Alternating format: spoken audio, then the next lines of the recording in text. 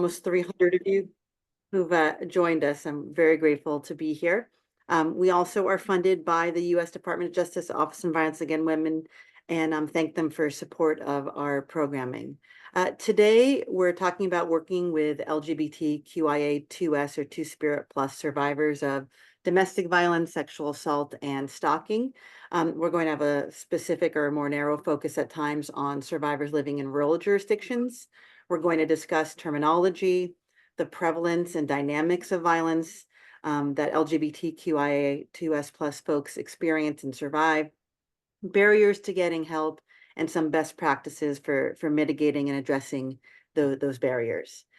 As was already indicated, I'm Anya. I use they, she pronouns, and I've been at the American Bar Association now for almost 15 years. And Ruth is going to share more later on about how we can support all of you in your work. But I want to share that we are now entering our 30th year. We were founded just after the passage of the Federal Violence Against Women Act. And for at least 15 years now, we have worked on the issues and increasing access to the legal systems for LGBTQI2S plus individuals. So I'm very excited to be here with Ruth, who runs that programming, and I'll turn it over to you. Hi, everyone. Welcome. I'm Ruth Perrin. I use she, her, they, them pronouns, and I'm a training and technical assistance attorney. And like Anya said, I primarily provide training and other support to civil attorneys, advocates, prosecutors, judges on LGBTQ inclusive responses to intimate partner violence, sexual violence, and stalking. We have a few different projects at the ABA. We are funded by the Office on Violence Against Women to provide training and technical assistance. We primarily work with lawyers and legal services organizations. We have a few projects. We have a civil litigation project, which is our oldest project. And through that, we offer virtual trial skills institutes, custody institutes, and other webinars on issues affecting the field. We also have a project where we are working to help establish legal programs at existing service providers. We have a trauma-informed representation project, which offers training and support on trauma-informed legal services, as well as trauma-informed organizations. And then finally, we have our two LGBT-specific projects. Since 2015, we've had our LGBTQ legal access project. And we also have a newer project to provide training and technical assistance to coalitions on incorporating LGBTQ survivors into their work. This next slide has some information on the ways we can support. I'll be more specific later, but for now, here is the link and a QR code to access our form to request support, and I'll put this in the chat throughout the presentation, so no problem if you don't get to it right now. So now we're going to just get a sense of who the 307 of you are in the room with us. And Ruth is going to share a Mentimeter poll. You can see the QR code to take a photo with your phone. And it will bring you to a poll with a number of questions that we want you to ask. You can also use the information in the chat. As Ruth said, I know the chat's flying by. To vote in Mentimeter, either use the QR code or you can go to menti, menti.com, and the code is in the chat for you. If you're having any trouble, just message us and Ruth can re-enter it.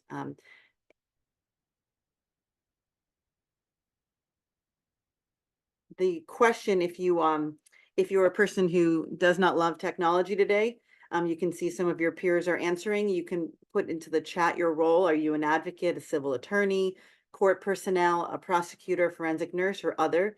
Feel free to enter. So we have some detectives, legal interns, and law students. Welcome to the profession. Social worker in the police department, prosecutors, advocates, employment relations. So we have, I'm reading some of them out loud, Ruth, because it's moving quite quickly. Someone who works the Navy, case managers, outreach coordinators, paralegals. I can't read this quickly, but there's a lot of you doing really amazing work out there. Looking at the snapshot on the screen, a large number of you who do love technology are advocates. The others are sharing, I believe, in the chat, forensic nurses, court personnel, and civil attorneys. So thank you all for being with us. That helps us get a sense. Members of the clergy are here. It feels like we really have the whole community of folks who can engage in that coordinated response to help LGBTQI A plus survivors and others as well. Rural advocates, bilingual case managers. Keep it coming. We'll keep reading as we move through. I'm going to transition us to our next topic. If you don't mind moving on, why are we here? You might be wondering, why should we focus on inclusivity as part of our practice and our work when we already have so much work to do? And it's because, and we're going to dive into this in a few minutes, we want to be helping all survivors. We're in this work, I presume, because we are hoping to have a world that has no violence in it, right? Where people can live their lives free from violence in their relationships, in their communities, and sort of in the world broadly. And so if we are doing this work on behalf of survivors or victims, whatever the language is that you use in your spaces, we want to make sure that we're helping all survivors.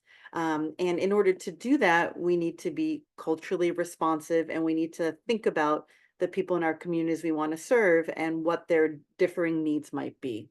So focusing on LGBTQI2S plus inclusivity, which also, as Ruth will talk about later, and I will, also means inclusivity across other identity points, whether racial, ethnic, ability, faith, etc., means being able to respond to LGBTQI2S plus survivors and the different experiences, safety needs, how do they experience harm, how do interactions with systems look different than with other communities and other survivors, some other communities.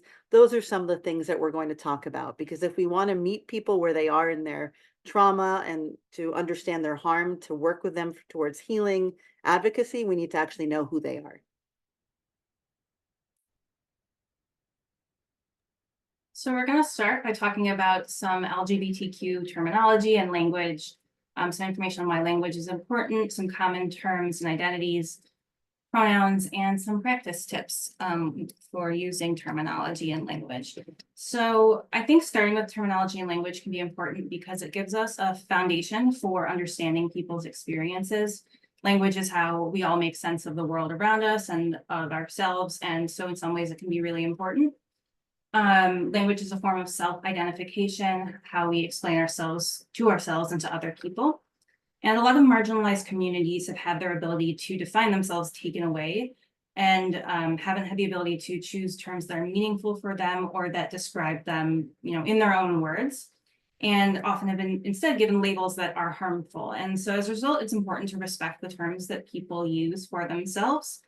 At the same time, we know that language isn't static. It is often changing. It varies by culture, by region, even from person to person.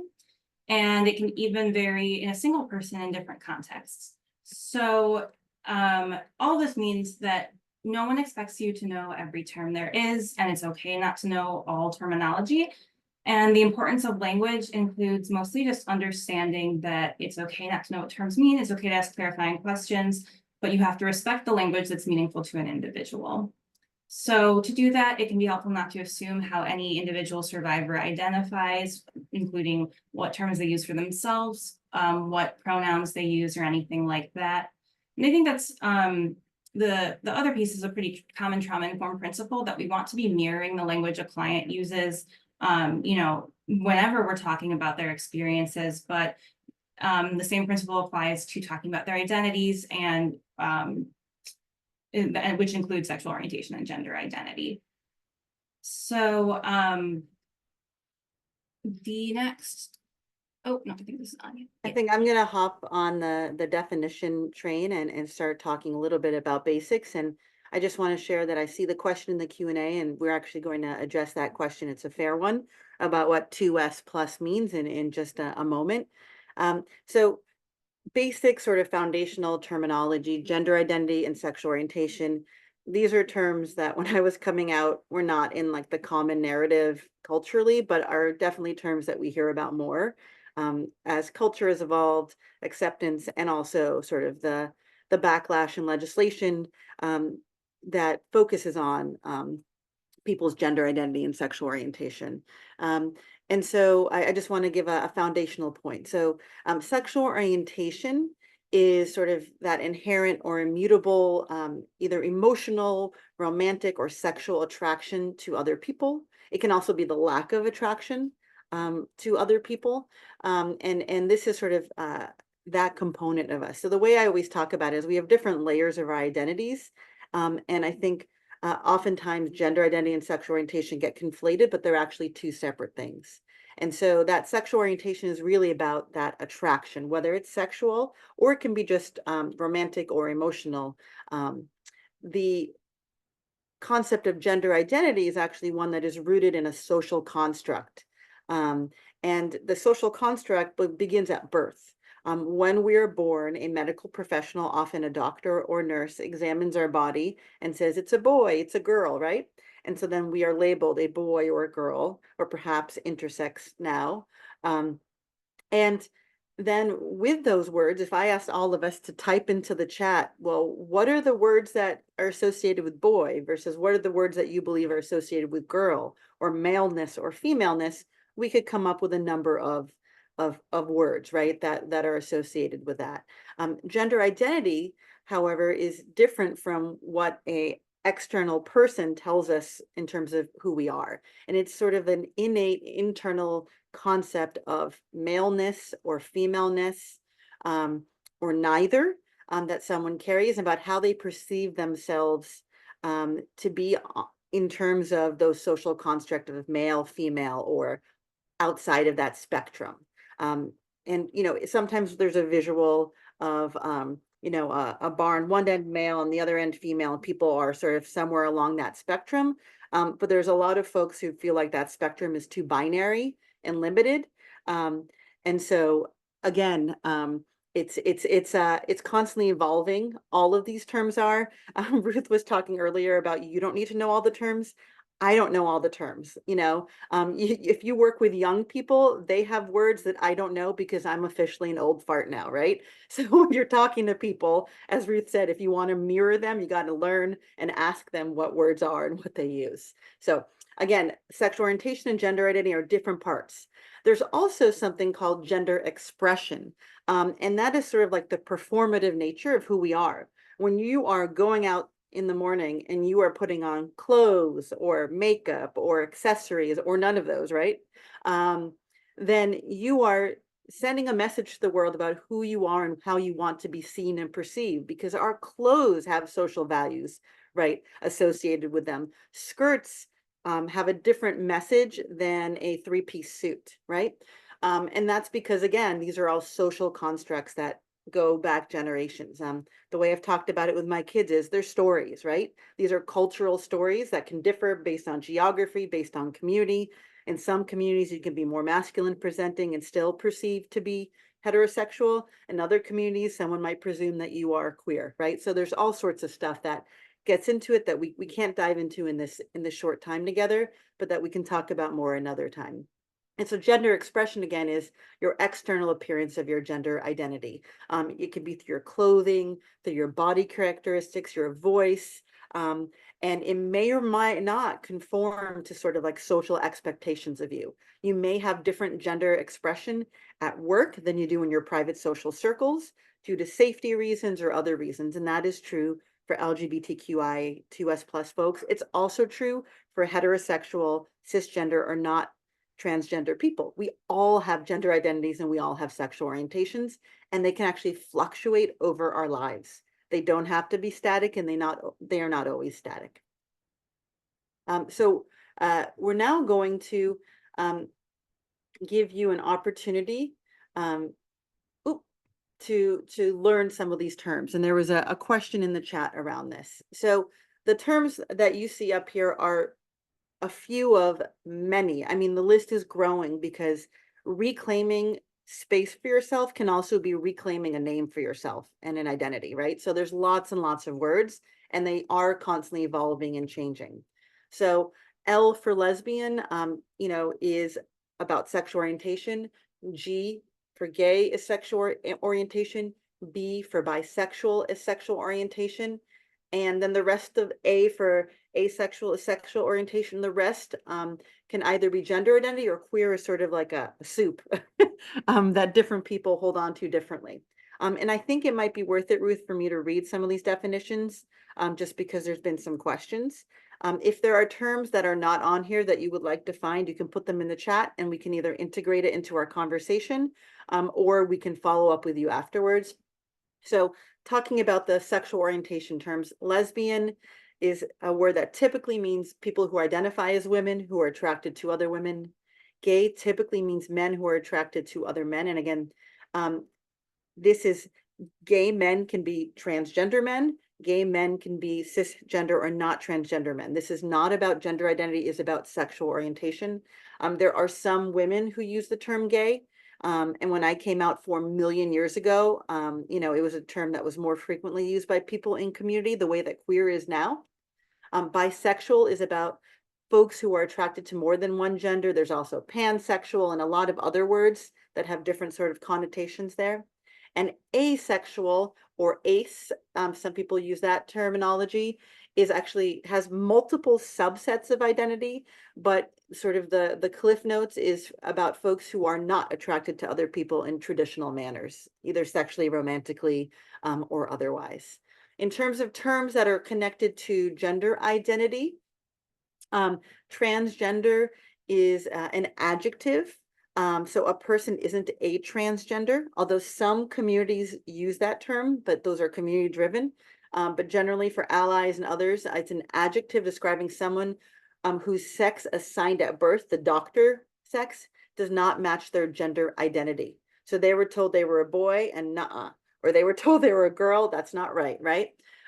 It can be used as an umbrella term, and can sometimes for people include non-binary folks, people who are like, I'm not on that spectrum, transgender women and transgender men. It is the opposite sort of a term called cisgender, CIS, which is Latin meaning same. And that is for folks who were assigned a sex at birth, male, girl, or boy, and who identify as a woman or man or boy or girl as they grow up. So that is a term that means same as. Queer can refer to either. People use it in a variety of ways. It's often an umbrella term. It has some roots in academia. Some communities think it's too elitist and privileged. And it has a very strong history of being used as a slur, along with other words. And so there's been a reclamation of that term, but you may work with some survivors who find it to be offensive. So again, as Ruth said, you always ask people how they want to be referred to. You don't assume that a word is welcome. Intersex, again, is an umbrella term. There's a lot of sort of language in it, but it talks about the differences that all people have in terms of their physical sex characteristics or their genetic, internal, not surface visible sex characteristics. And there is a very long history of sort of non-consensual corrective surgery and treatment of young people, where physicians have told their doctors, their genitals don't look, in quote, right. So let's fix these, in quotes. And then a lot of people have a lot of healing and harm as they age. And many people then do reclaim an intersex identity because that is who they are and what their bodies mean to them.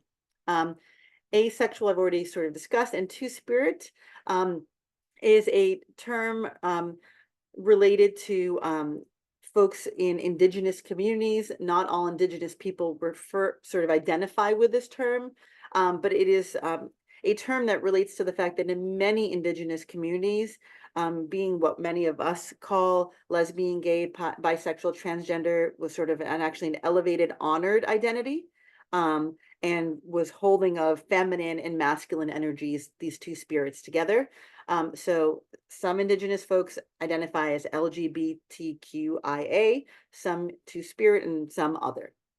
So that's the cliff notes, and there's much more to know in terms of what language means. So what we're going to now do is say, why is it helpful to know someone's sexual orientation and gender identity when providing them with services? Why are we here?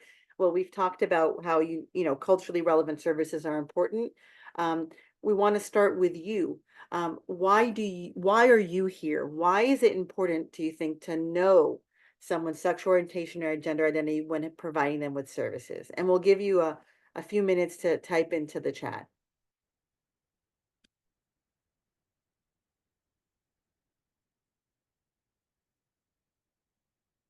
So I see respect for your clients from someone in the chat. If you don't mind, can you dig into that more, Heather? How does knowing who they are help with respect? Another respect, I appreciate that. The context of someone's life matters. To be inclusive, I want to be accurate, knowing how to provide services. Oh my gosh, Ruth, if you see any that I missed, please read them out loud. There's so many wonderful participants and so many wonderful to provide respectful medical care. I'm so glad a medical professional is here. We'll talk a little bit about that on one of the slides. Coming to legal aid can be traumatizing, building trust to stop additional harm, building rapport, which I used to think was rapport because that word is so hard. In order to individualize services, I want to be cautious and respective, to build non-judgmental rapport, honor. The more you know about your client's identity and community, the more individualized the support can be. Is there anything I've missed, Ruth, that you saw? Regardless of personal beliefs. Oh, I want to find that one. Where are you, regardless of, oh yeah, to show that you're empathetic advocacy. That is right. You may have your personal beliefs, but you are a professional working with someone who experienced harm, and they deserve services that are equal to other people's services. I really respect that comment. To ensure they're comfortable. PREA rights, is that prison rights? Yes. The Prison Rape Elimination Act is what PREA means, if that's what that is. Thinking about rapport. Dynamics of abuse may be different than other relationships, and it may contextualize their situation. Absolutely. To give them an opportunity to be heard. A lot of times sexual assault survivors are shut down and feel silenced. These are great. Whoever you all are working with, they're so lucky to have you working with them. These are really, really great comments. Ruth, any other ones? You can keep them coming, and you should feel free to interrupt, but you really went over my little secret checklist about things. Appropriate resources. Absolutely. That is so important. And that's important for anyone you're serving. If you're making referrals and resources, do you know that whoever you're sending, if they are transgender, if they are a monolingual Mandarin speaker, can they access the services you're sending? Are they safe? It's so important. Absolutely. To make sure they feel seen and heard. These are beautiful. I have nothing nothing else to add. You have all named the things that are so important. Oh, here's another one from Jamie or Jaime. I'm not sure how you pronounce your name. Individualized and appropriate safety planning. Absolutely. Oh, here we have a rural comment. In rural communities, it allows you to provide the most accurate services. Without knowing that, you can send them into unsafe environments.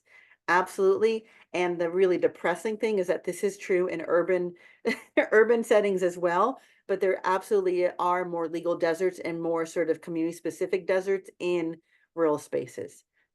That's excellent. So I think we can move on, Ruth, to the next slide to you. Thank you, everyone, for all of your engagement. So I'm going to just talk briefly about pronouns. Pronouns are part of speech. We use them every day, really constantly. A lot of times in English specifically, they correspond to someone's gender, or they're expected to correspond to someone's gender. And at this point, it's pretty common that that we use they, them pronouns when gender identity is unknown. So if I found a wallet on the ground, I might say, I found a wallet. Has anyone seen, wait, no, I didn't word that right, but I found a wallet. I wonder where they went or something, because I don't know whose wallet it is. So pronouns also don't necessarily correspond to gender. So some people use pronouns, use any pronouns, even if they don't identify with all genders and things like that.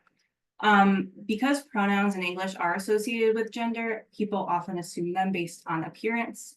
And it's important to avoid doing that and instead just ask for someone's pronouns. You can also try to set the stage for them to offer them themselves by saying, you know, hi, my name is Ruth. I'm an attorney. I use she, her, or they, them pronouns.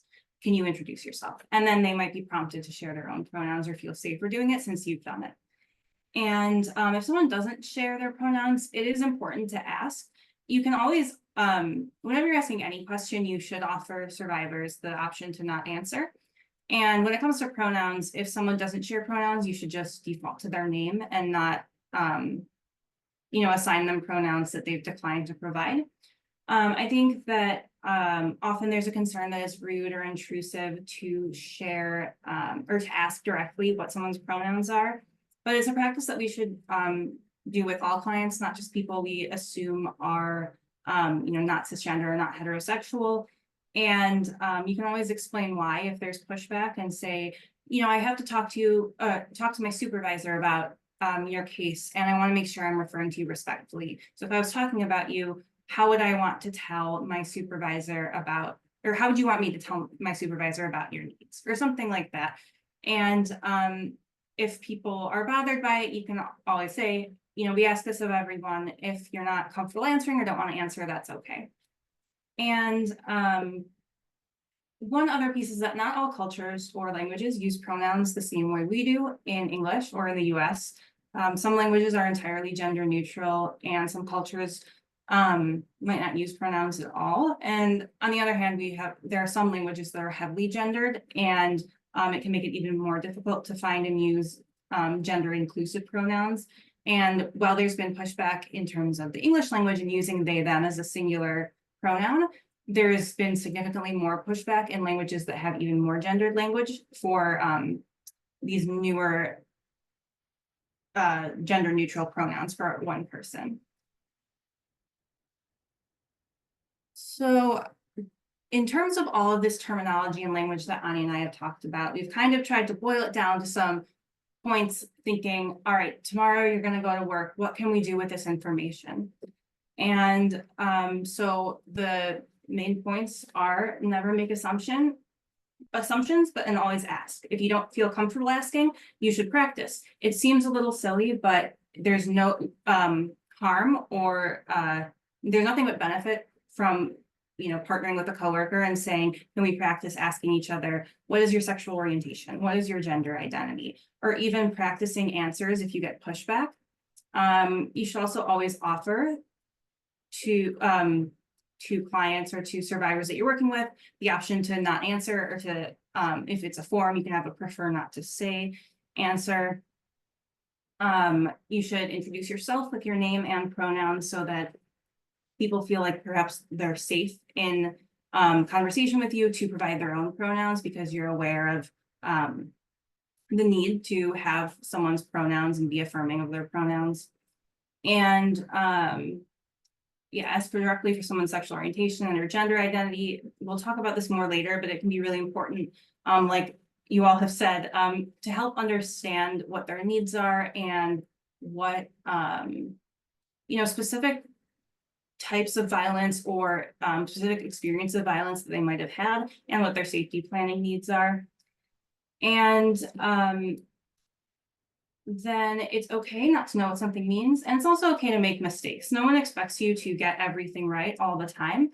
I think what's most important is that if you make a mistake, so for example, if you misgender someone, it's fine to just correct yourself and move on. You don't need to spend time apologizing or explaining yourself. It's okay just to correct yourself and move on. And really the best way to show that, that it was a mistake and it wasn't disrespectful is to then be correct after that, is to practice and make sure you correct your mistake. But there's nothing wrong with making mistakes in the first place.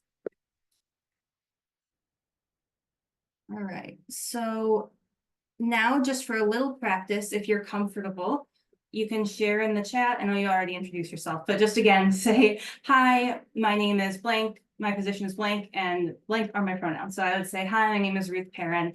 I'm a staff attorney, and I use she, her, or they, them pronouns, or she, her, and they, them are my pronouns.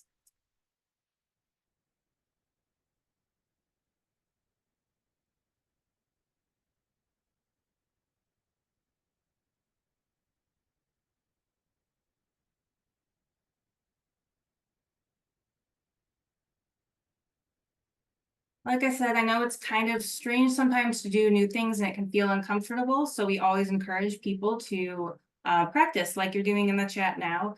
And you can always do that, with coworkers or in your personal life, or if you are interested in getting support from our team, we're happy to kind of help you implement inclusive practices into things like intake and initial interviews. So as you go through that, I'm going to just gently introduce our next topic, which is, we've talked about why and we've done some definitions, and now we're going to talk about how much, how much of this violence is occurring to LGBTQIA2S plus folks.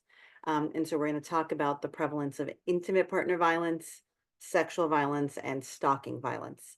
And these are all from different reports that if you are interested in seeing the full reports and you can't find them on our own, we can share them with you. So if you don't mind scooching to the next slide, Ruth. So first, let's talk about intimate partner violence or domestic violence based on gender identity. So not sexual orientation, but we're talking about folks who are non-binary, gender non-conforming, transgender, etc. And this comes from the United States U.S. Transgender Survey. And honestly, I've been doing this for so long and the rates are just painful to see. The rates in general are painful, across any population. But if you're looking at this, it's 54% of the transgender survey respondents said that they'd experienced intimate partner violence, so over half.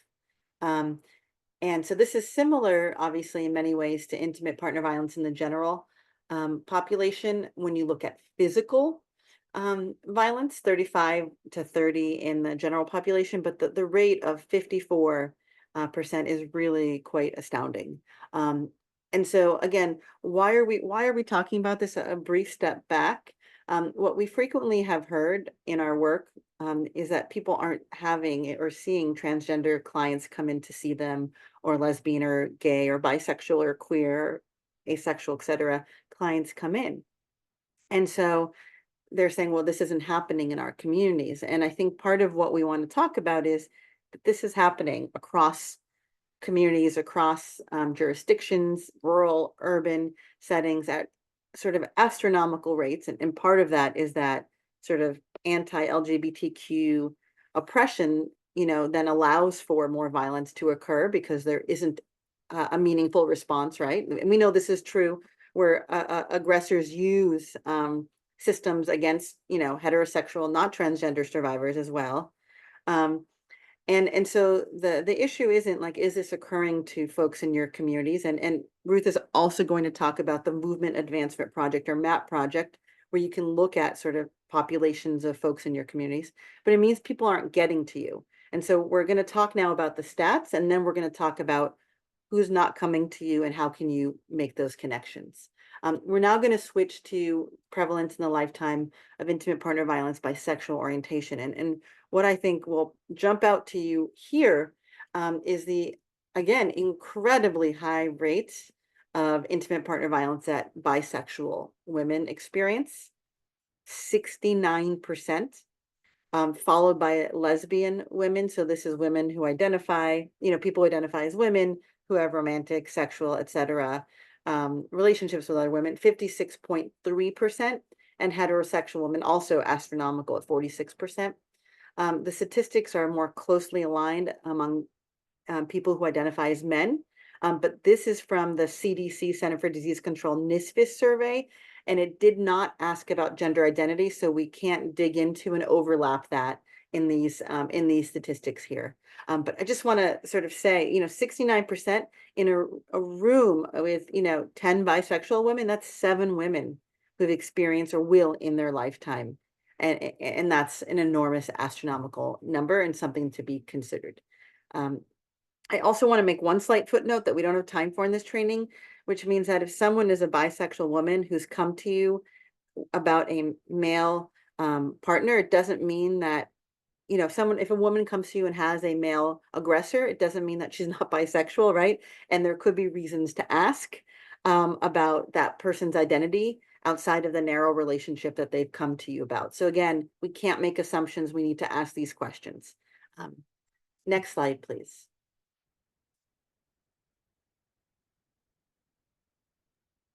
So we're going to talk about the numbers for sexual violence now. So this is broken down by gender identity. This is again from the 2015 US Transgender Survey.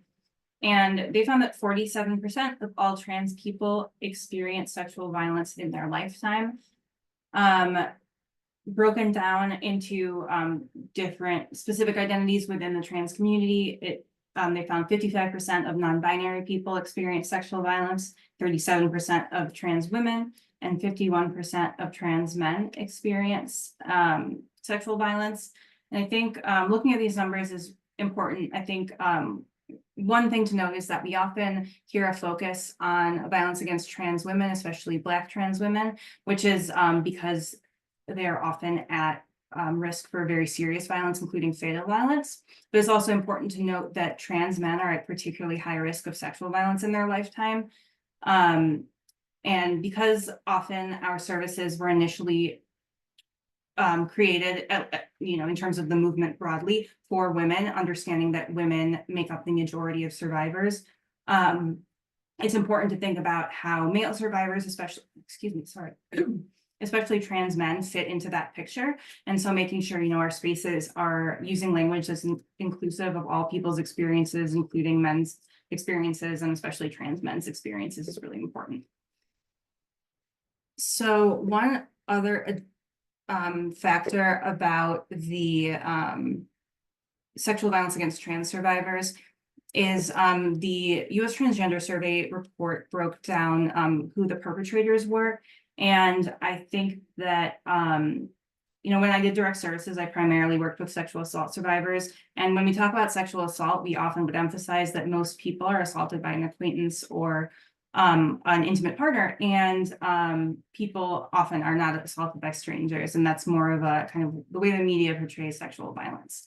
But I do think it's important to see that that number is actually around 10% or so higher for trans people than the general population in terms of experiencing stranger assaults. And this parallels really what we know about other forms of violence against trans people. Because of how trans people are marginalized in society, they often face additional risk factors for violence, and especially stranger violence. There's high rates of public harassment and high rates of discrimination. There are fewer than half of the states have protections for gender identity in education and in employment. So trans people are more likely to experience poverty and housing insecurity, which again puts them at greater risk for these forms of violence. And studies have shown that trans people are about 4 times more likely than cisgender people to experience violent crime broadly. And again, Black trans women are among the groups with the highest risk for fatal violence. And I think that's a good example of why, even though sexual assault and domestic violence, broadly speaking, are the same type of violence, and that there's some similarities, it's really important to know that people have different experiences of violence that are often reflective of the risks that the demographics they're in face. And it includes, additional elements to think about when you're working with survivors, especially trans survivors who might experience violence that is hate motivated, or that is public, or has elements of public harassment and violence. In the chat, we had questions about the data and the numbers, and there is a new US Transgender Survey that was conducted in 2022. We have an initial early insights report, but they haven't released the full report yet, and it did not include specifics about intimate partner violence and sexual violence. And the other things it measured. The US Transgender Survey is just a vast, comprehensive survey about the experiences of trans people in the US across a bunch of different facets of life, and it's really interesting. We'll send a link to resources at the end of the webinar, and that's one of the resources that's linked. So no, we don't have more updated data yet, but hopefully we'll see that longer report soon. But that's one of the largest surveys of trans people ever in the US, and so I think that it's such strong data, and I'm sure there have been some other studies that have been done. I know there are some about students that are more common that have been updated more recently about trans, non-binary, and gender non-conforming students. But in terms of broadly the general population of trans people in the US, there's not more updated statistics. And like Anya said, the NISVIS, the CDC's study, didn't ask for gender identity. Ruth, there's a sort of a secondary question connected to what you just answered. Maybe I can throw it to you, which is, do we think the numbers have gone up since these new laws and also this new legislation has been introduced and promulgated? So I think we have reason to think that they have. There have been a number of reports that in general, violence against trans people has increased since around 2018. And the National Coalition of Anti-Violence Programs has a report from 2017 about the couple years before and how especially fatal violence had increased against trans people. And because we have in the last 5 or 6 years, and anti-trans legislation started being introduced in 2015, but it's been in the last 5 years or so that we've seen unprecedented numbers of anti-trans laws, specifically, banning gender inclusive healthcare or banning, a variety of ways that trans people or gender nonconforming people exist in public life. And there have been trends showing, especially in states with those laws, an increase in violence. So while we don't have data on specifically intimate partner and sexual violence, I would imagine that it's likely that there has been increases in those numbers as well. And if we think about the power and control wheel, and how people abuse systems to have coercive control over their partner, people have used immigration systems and others to restrict someone's ability to report, to leave, to go. The same, I would imagine, would be true in a space where someone could lose their job if they were outed, or someone could lose access to, other services, or not be believed, etc. So I think all of that state mandated control over someone's body then is giving aggressors more control over survivors' bodies as well, unfortunately. I also, just to say it out loud, if folks are not monitoring the chat, I also pasted in the link to the 2017 report, just if people wanted to have it open for after the session. So the statistics on this page are rates of sexual violence against women broken down by sexual orientation. This is again from the CDC's NISVIS study, their most recent numbers. The trends across the categories really mirror intimate partner violence statistics, with bisexual women at the highest risk, followed by lesbian women, then heterosexual or straight women. Just to clarify, contact sexual violence, how it's listed here, includes both rape and unwanted sexual contact. So the blue bar for each category is really like all physical sexual assaults.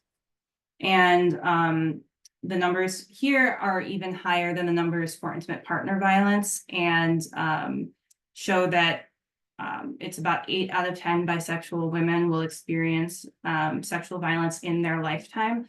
Again, just astronomically high numbers that make it, substantially more likely than not that a person who is bisexual, a bisexual woman, would experience sexual violence in their lifetime. The CDC study actually showed that across all categories of perpetrators, bisexual women were at the highest risk. So including strangers, acquaintances, intimate partners, bisexual women are at the highest risk. And I think Anya said this before, but given these statistics, it's actually possible, if not likely, that even if you may not have known it, you might have served a bisexual survivor. Most bisexual women survivors have male perpetrators. I think it's about 80%. And so sometimes if we're not asking these questions, it can look like someone who is a bisexual woman who, still needs LGBT inclusive services and, still needs the ability to have safety planning and referrals that are safe for LGBT people. They might not, a person might not make the assumption that they're bisexual.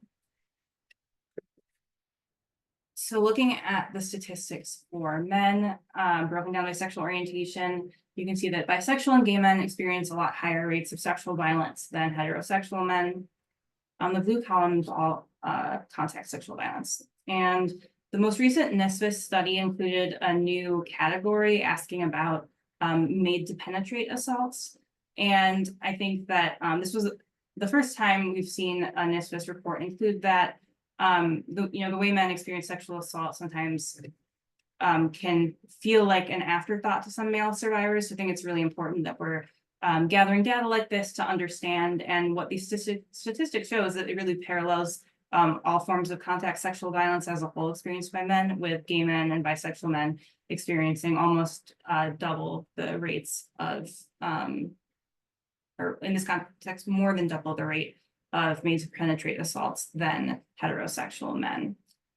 And I think, all right, this is Anya. So I'm going to just take a couple moments to discuss stalking violence, something that is really needs more attention and more focus. And so we're trying to bring stalking into the conversation more. Before I transition, there's a comment, Ruth, that someone asked about more LGBTQIA college students. Maybe we can find that link and share it afterwards. There's been more research in that context. So in terms of stalking violence, I just want to give a snapshot of it. You can see that the rates of victimization are parallel to what you saw previously in intimate partner violence and sexual violence. Again, it is bisexual women with the highest rates, followed by lesbian women, and bisexual women, as indicated by the NSFIS survey, the CDC survey, do have the highest risk across victimizations. So multiple victimizations. I mean, it's really shocking to see that. And then also with men, it's parallel again, with gay men followed by bisexual men, followed by heterosexual men.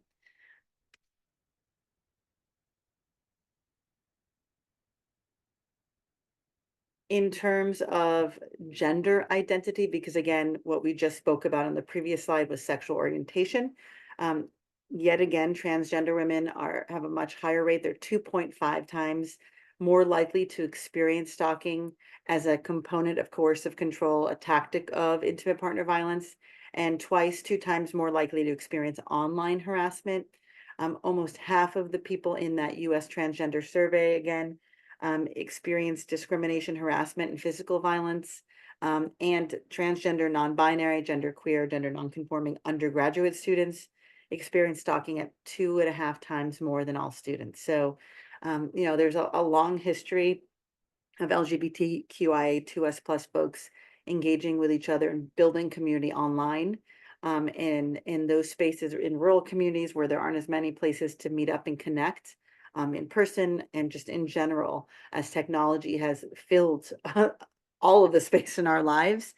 So there's a lot of cyber stalking and online stalking, as well as in-person stalking. And we're actually going to be working, and Ruth can talk about this later, to have more programming around that cyber abuse that I think is really important to address in these times.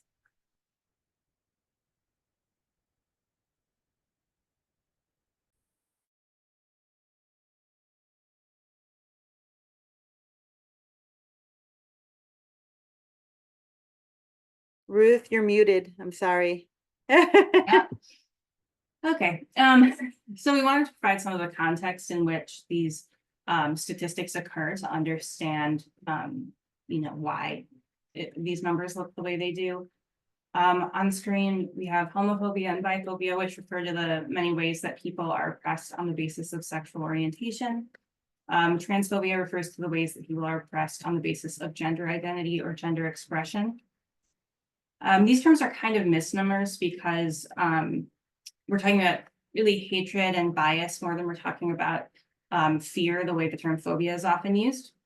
And so some people instead use the term anti-LGBTQ bias. And looking at these biases in society, I want to highlight two of the main reasons that LGBTQ people are put at higher risk. And the first has to do with the way anti-LGBTQ bias leads to trauma, because marginalization in society is a form of trauma in itself.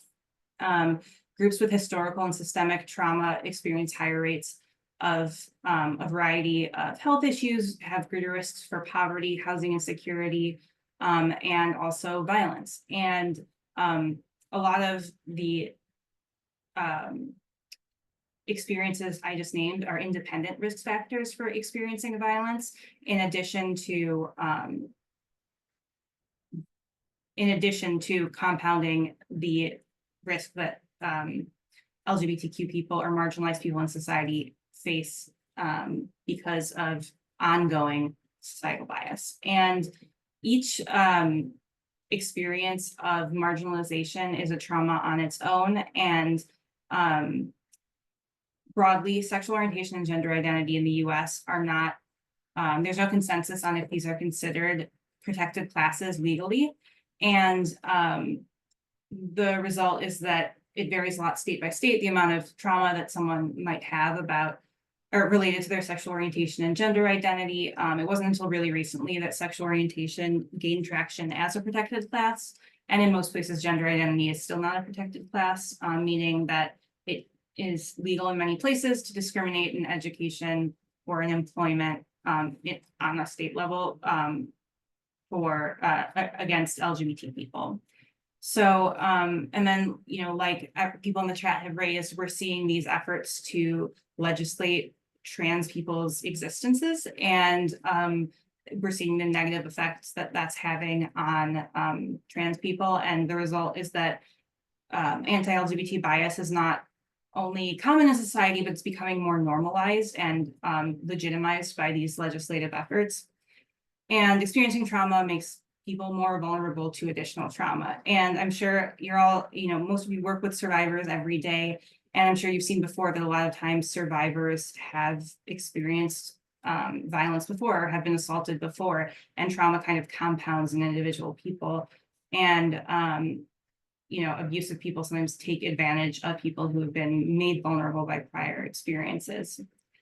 The other kind of reason that anti-LGBT bias contributes to victimization rates is that a lot of times the social anti-LGBT bias comes with a lot of myths and stereotypes about LGBT people that make them more likely to experience abuse and less likely to access services or report after.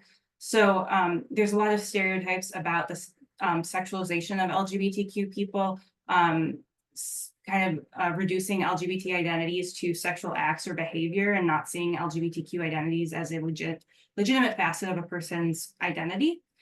And people often consider same-sex or same-gender relationships inappropriate or inherently sexual in a way that we never consider heterosexual cisgender relationships. And a lot of times this can make LGBTQ people less likely to seek help after experiencing violence because of a fear of providers believing those myths and blaming them for their assault because they perceive them as having engaged in behavior that put them at risk. And I do think a good example of that is looking at the high rates of violence against bisexual women. There is a lot of societal myths that come with bisexuality is often associated with things like hypersexuality or unsafe sexual practices. And there's stigma against bisexuality both in heterosexual communities and in queer communities that can prevent bisexual people from coming forward because they fear being outed or having to explain their sexual orientation, being blamed for being in a relationship with a man, being blamed for asking for it because of their sexuality. And so these harmful stereotypes kind of both contribute to the sexualization of bisexual people and then also prevent them from getting support after experiencing violence. There are also harmful stereotypes about trans people. There's a societal kind of assumption that trans people are less truthful and they're hiding something by being trans, specifically because they're not out to every single person they meet. And that's true to the point where in some states we still have gay panic and trans panic defenses, where finding out a person is trans is a legitimate legal defense to enacting violence against them.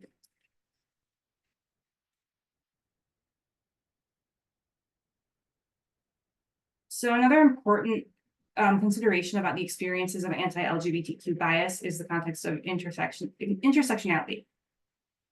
Intersectionality is a term that was coined by Kimberly Crenshaw, a lawyer and scholar, and it describes the way that people experience oppression based on the specific intersection of their identities and not just one facet of their identity alone. And so looking at just anti-LGBTQ bias is just looking at one dimension of a person's identity, but in reality, people's identities are always made up of multiple components that put them at different places in terms of oppression and privilege. And that affects their risk to experiencing violence, their needs after violence, and also, what that violence looks like.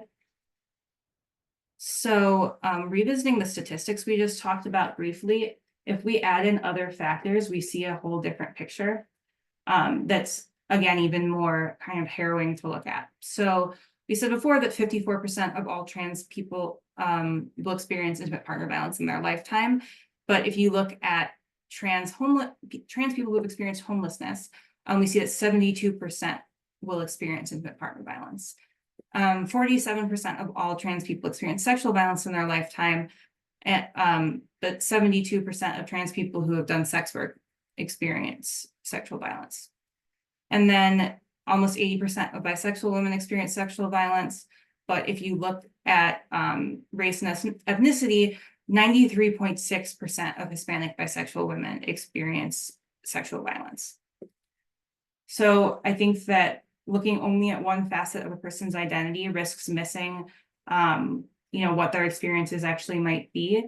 And also it's, an important note about limitations of some statistics that you're not always getting the whole picture, even though, you're learning a bit about, one facet of someone's identity.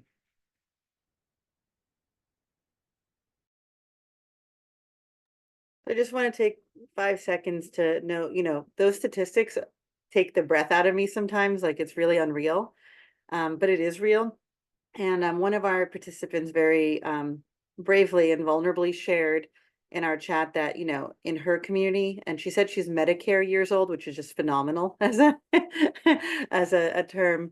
Almost everyone in this person's community has experienced violence. And so why we're doing this training is that when someone's coming to you for help, they've probably experienced a lot of different forms of violence in their community, seen their community members experience many forms of violence, and why all of this trust building and sort of responsiveness can start to heal and bring some healing into that person's life. So I'm just going to go through some of the dynamics. Oops, I'm on the one moment. Some of the dynamics of domestic violence that are more specific to the communities we're talking about. Outing and threats of outing. Ruth mentioned you can get fired in a lot of jurisdictions. In a number of states now, there's a lot of actual legal consequences for being outed. And so that's a very powerful tool for someone who wants to silence you or stop you from doing something. Isolation. It can be incredible in rural spaces, if there is a very small insular community of LGBTQI2S+ folks, the risk of, if you go to the law enforcement, if you do anything, no one's going to talk to you and you'll be all alone, is very powerful, and yet another tool. And that's connected to this weaponizing use of sort of anti-LGBTQ hate, bias, and sort of misconceptions can also be a dynamic. And there are many different ways that this can sort of be used. It can be using the bias of systems against a survivor. It can be calling law enforcement and, being the survivor who is more feminine presenting and telling the cops that a more masculine presenting partner is aggressive and abusive, even if they're not. In law enforcement, then falling on old tropes of men abuse women, so more masculine women, for example, abuse more feminine women. This is actually how our relationships are in gaslighting people. So those are some of the specific sort of tactics that can be used. Additionally, ridiculing or demeaning or dehumanizing a survivor based on their identity. can be another component, and I know that may seem like it would be unlikely, but people do use anti sort of homophobic, biphobic, anti-queer, anti-trans um, language control tactics against a partner. And an example could be forcing their partner to dress in a way that doesn't match their gender expression when meeting family members or doing other things, and threatening to leave them if they don't, for example. So there's a lot of, there are things that can be done in that way. Questioning their identity is sort of tied up into that. I've already gone over some of these in some of them, and then using slurs and stereotypes, even though you're in the same sort of community spectrum or umbrella as that individual. Um, I think Ruth is going to talk a little bit now more about rural communities and experiences of survivors there. So a lot of this information is adapted from the Movement Advancement Project report about LGBT people in rural America. That's going to be linked at the end in the resources. And Movement Advancement Project is a good resource. It has state-by-state breakdowns about LGBT specific protections and anti-LGBT legislation. So in terms of rural LGBTQIA2S people, a lot of times it's a demographic that is not talked about, but people in rural areas are just as likely to identify as LGBT as the general population. And there are some experiences that they might have that are different than in other areas. For example, there are generally fewer LGBTQ people, or well, there's fewer people total in a rural community, which means there are fewer LGBT people in terms of the numbers. And that can pose greater risks for an LGBT person, specifically if someone is outed in one facet of their life. It can affect other parts of their life because there's a lot of overlap in community and social circles. So if a person is kicked out of their home by their parents because of their identity, they could also experience discrimination at work and be fired, for example, because, for example, their parents or family members know the person they work for, or they know someone who knows the person they work for. And also LGBTQ people are often more visible in rural communities, again, because of the lower numbers total. And that can make people more vulnerable to harassment or even violence. And looking at rural populations broadly, compared to the general population, people in rural areas tend to be less likely to know an LGBT person and less supportive of advancing LGBT legal protections. And I think there is an assumption that rural communities are significantly less LGBT friendly than the general population, which isn't really true. There is some data that shows they're pretty similar or just slightly more hostile to LGBT identities. But because people in rural areas are less likely to know an LGBT person, that is where that increase in some hostility can come from. And because of the nature of rural communities, often LGBT people, and I mean people in rural communities generally, but especially LGBT people, have less political power, so there are less legal protections for them, which again can contribute to anti-LGBT bias in rural communities. And then an additional experience is that if a person experiences anti-LGBT bias at a service provider, there are often few to no alternatives in rural areas. Often, even in large urban areas, there are sometimes no LGBT specific services at all, sometimes no LGBT, or often no LGBT domestic violence services, and that's especially true for rural areas. So if someone goes to providers that are, what we usually refer to as mainstream, so they serve everyone in the community, if someone experiences biphobia, transphobia, homophobia there, they often have very few alternatives. So they might be less likely to get healthcare broadly or get services after domestic violence or sexual violence specifically.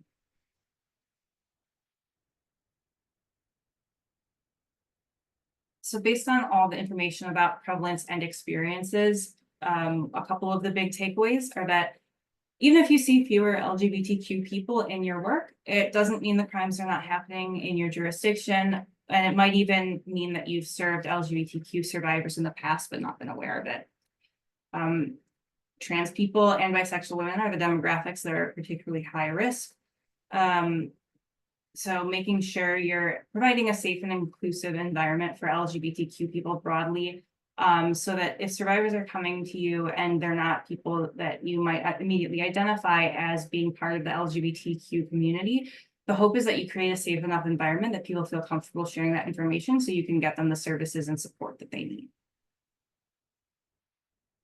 Many LGBT people are at higher risk because of anti-LGBTQ bias and stigma in society. And of course, that becomes even greater when you're looking at certain intersections along experiences of homelessness and poverty, having done sex work, being disabled, and the LGBT community has a disproportionate number of disabled people in it. And so there's all of these intersectional factors that make a variety of demographics in the LGBTQ community at even higher risk.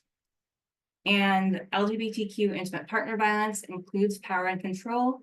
And just like, you know, any form of domestic violence that we see, power and control is part of it. There's just kind of different tools of how power is wielded and, you know, what can be used to exert that control. So now we're going to talk a little bit about the experiences of survivors of violence and seeking help. And so if you want to put into the chat as I start talking, we'd love to see what barriers you've seen in your communities or know of for LGBTQIA2S plus folks to seek services and get help. So you can move on to the next slide, Ruth, but I'd love for folks to start thinking about it as we talk. So some of the barriers are obviously a lack of awareness that there can be intimate partner violence in these communities, that women can be violent. There's still this myth that women cannot, and unfortunately, sometimes it even comes from people doing domestic violence advocacy work. I think in response to valid, you know, realities of male aggressors saying that female survivors had harmed them, when in fact, you know, sometimes it's been self-defense, but that sort of argument has led itself to be broadened. A fear of sort of disbelief or taking sides, in particular in small communities.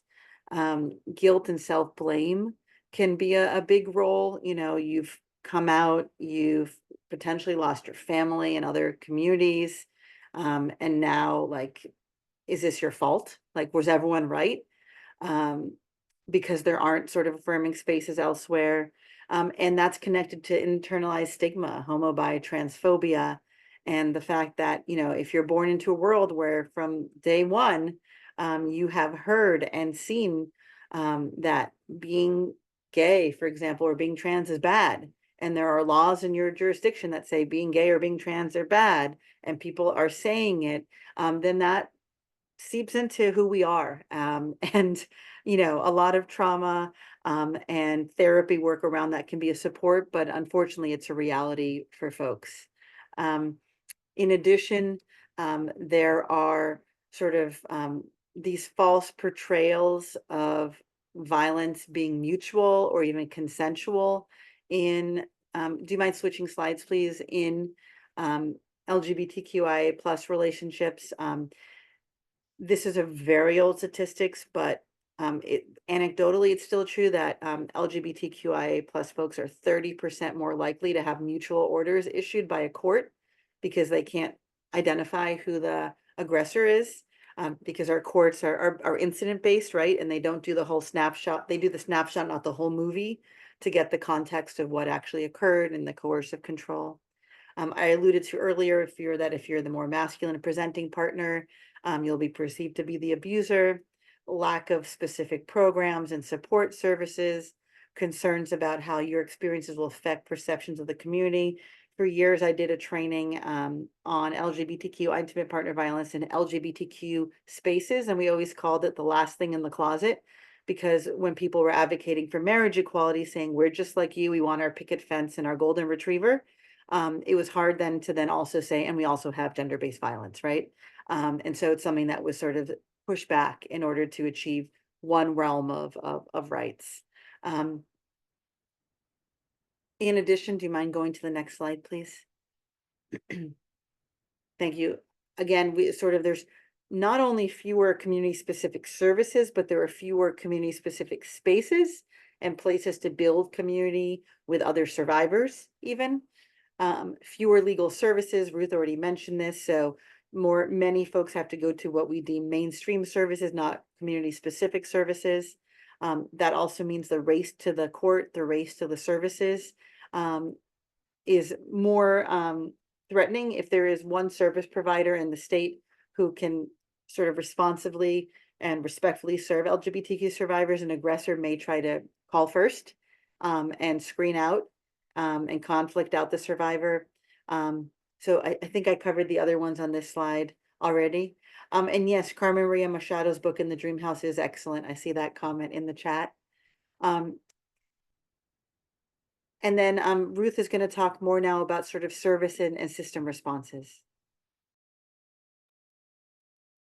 And I think we've seen a lot of these in the chat that a lot of times people are concerned about trying to access safety or shelter due to sexual orientation or gender identity. Sometimes that can look like Anya said, someone is being conflicted out of services because someone didn't screen for whether the person seeking services was the survivor or the perpetrator.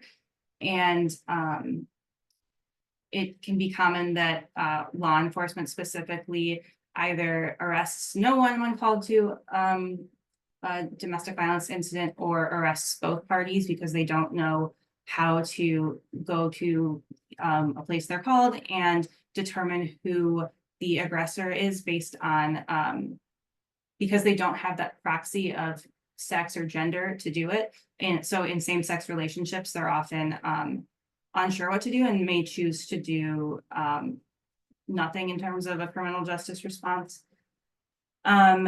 The Violence Against Women Act requires, in terms of service providers, requires that people not be discriminated on based on sexual orientation and gender identity. And that includes in sex segregated services. And a person can't be turned away because they're transgender. They must be served in the sex-specific program that aligns with their gender identity, meaning that trans women have to be served with all women in a women's shelter. Despite that, we see that that is not always what happens. And that, of course, means that people aren't necessarily getting the services aligned with their identity, and they're experiencing re-victimization because their identities are not being respected. Broadly speaking, there's a risk of re-victimization because of bias against LGBTQ people in all systems, the way there is in society. And primary aggressors can be viewed and assessed as victims. Again, like I just mentioned, sometimes providers just aren't sure what to do when they see a situation where it's two people of the same sex. And, you know, like we see in a lot of domestic violence situations, perpetrators sometimes choose to betray themselves or portray themselves as victims. And that can be especially confusing for providers and law enforcement in same-sex cases. Sometimes because of a lack of understanding of same-sex intimate partner violence, both the survivor and perpetrator will be treated in couples therapy. Again, sometimes there's this view that, well, if two women are fighting, or if a woman is experiencing domestic violence, they're just two women fighting. It's not that serious. Or if a man is experiencing domestic violence at the hands of another man, they're just, you know, two equals who are engaging in a fight, and they'll you know, work it out. And I think someone shared their experience of that in the chat, which we really appreciate. And unfortunately, that's a common response that we see from systems. And that, again, not only can exacerbate violence, but it can also result in re-victimization or an additional trauma on its own. Because of this lack of understanding, we see a bunch of different fields not prioritizing safety in those situations. Thank you, Ruth. And just wanted to know what I put in the chat. It's always important to go back to the definition of domestic violence or intimate partner violence. It's about power and control over a partner.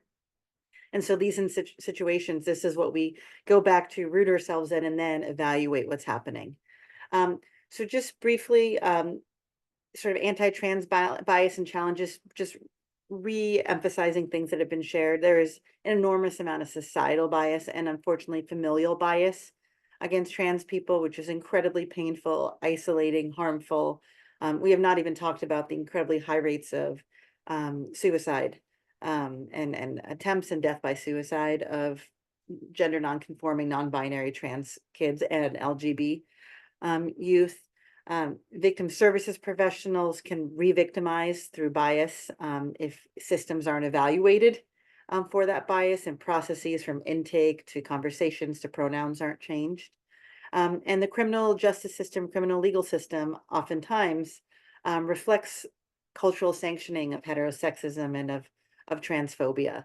And so that is something very, very important to consider from people being placed in the wrong sort of sex or gender segregated portions of jail or prison to the ways that the laws are written. There's a question here about, does anyone have issues with putting transgender women into women's shelters? This is an enormous issue, and Ruth can probably talk about a resource we have at the end, if you don't mind, specifically about that. Next slide, please. There is also an enormous fear of police, 46%. There are very clear statistics about police violence against trans people and sort of extra policing of trans people, and especially trans women and trans women of color. And so not only is there not safety there, but when you intersect it with other communities that have histories of violence with law enforcement, people aren't going to go there. And 28% of trans people have postponed medical care due to a fear of discrimination.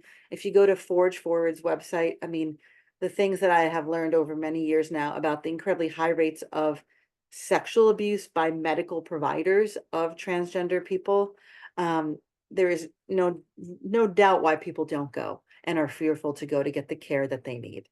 Next slide, please.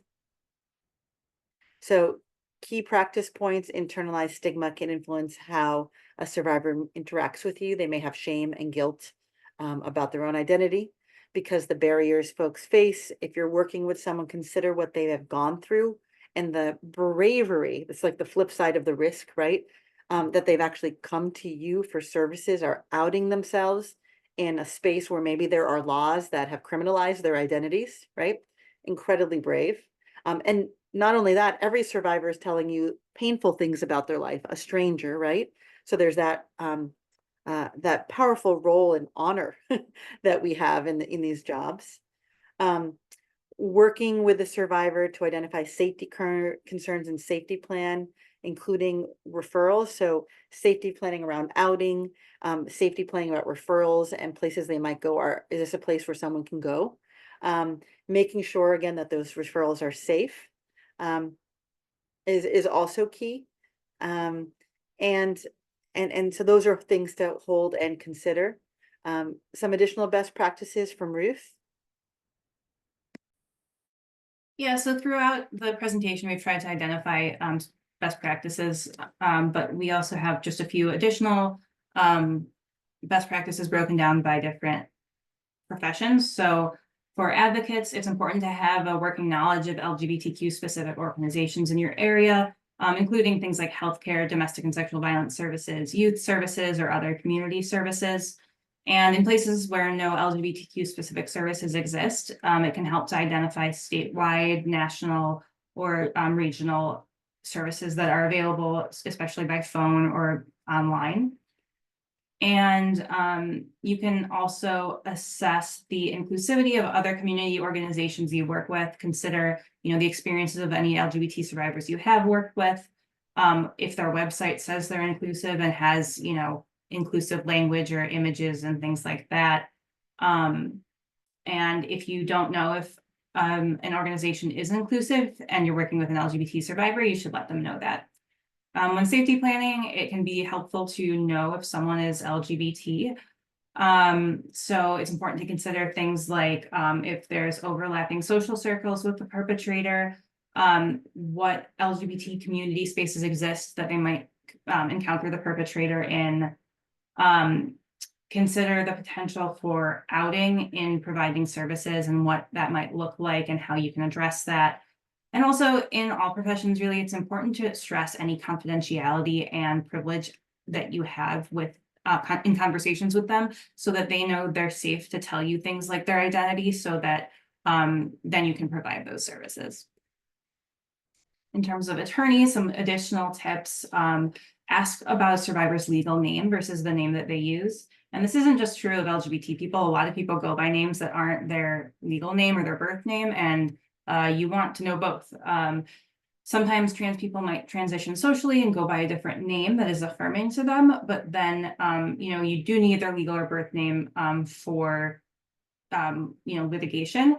And so it's important to ask for both and explain why you need it and when you would use it, and what you can do to make sure that the survivor is addressed in court, if you go to court, how they want to be addressed. And we talked about asking for pronouns, but also clarify if they vary by context. So if you're an attorney and you have to call a witness and get some information from them, what pronouns should you use to talk to them? So making sure that if there's a context where you shouldn't be using their affirming pronouns, perhaps because the survivor's not out to their friends or their family. And if you're in court, what pronouns should you be using with the judge? And another thing to consider is just how anti-LGBT bias might come up in court. Are there potential concerns about jurors, or does the judge have any experience with LGBT survivors, or will you need to kind of educate through your litigation? Like about things like LGBTQ dynamics that need to be contextualized or explained. For courts, we think that clerks and judges can ask for pronouns or preferred honorifics. So it's important to ask all litigants, either in court forms or in court, so that they have the opportunity to share their pronouns and how they want to be referred. An alternate, if that's too much of a lift or a change, would be solely using names without pronouns or without honorifics, and always use those full names instead of risking making an assumption. If a survivor has an attorney, mirror the language they use or mirror the language that the survivor uses, like if they say partner instead of girlfriend. And then finally, it's important to know that judicial canons in most states consider non-discrimination and require that judges not discriminate based on sex, sometimes including sexual orientation and gender identity. And often it additionally says that judges have to prevent discrimination and harassment in their courtrooms. So part of upholding those judicial canons looks like making sure that someone's identity is respected and they're not experiencing additional harm by accessing the legal system. So for organizations, that was more individual. You want to institutionalize the things we've been talking about, identify and reach out to local orgs to build relationships and partnerships formally, learn from each other, review and conduct an audit, and we can help you with this of your materials, website, intake, etc. And have visible non-discrimination policies up. While having a rainbow flag up is actually helpful, things have to be deeper than that. And so having policies in places is really key and essential. Next slide, please.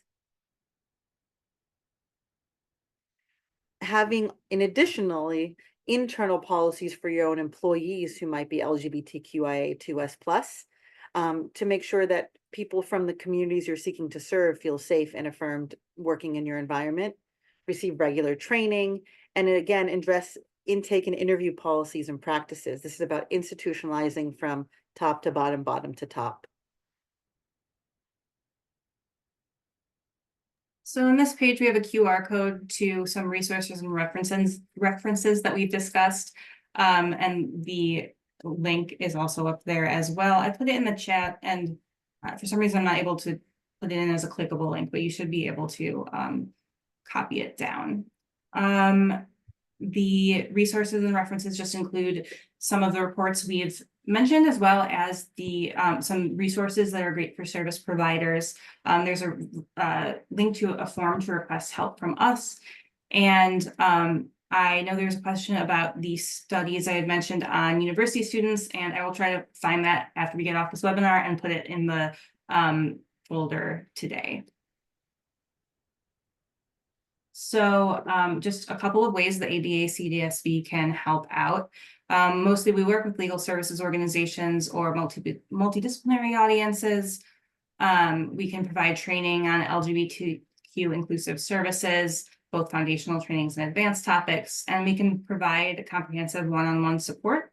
We can review websites, outreach, and other materials for inclusivity, look at intake policies and scripts to make sure that your intake is welcoming and inclusive of LGBTQ identities. And again, I'll put the link in the chat again to request technical assistance. So I just want to thank you all for staying with us, for being incredibly engaged, for doing the incredible work that you're doing all across the country. And I wrote this in the chat, and we mean it. You know, we view trainings as the start, not the finish of our time with you. It's our job to help you. That's literally what we're paid to do. And so we hope that you'll reach out to us, request training, have us help you with an audit of your materials, your policies, and let us know how we can help you do the good work that you're doing. Thank you again to the Institute for Coordinated Community Response and to Maya. And that's it. Ruth, anything else you'd like to share? All right, thanks all so much. Take care.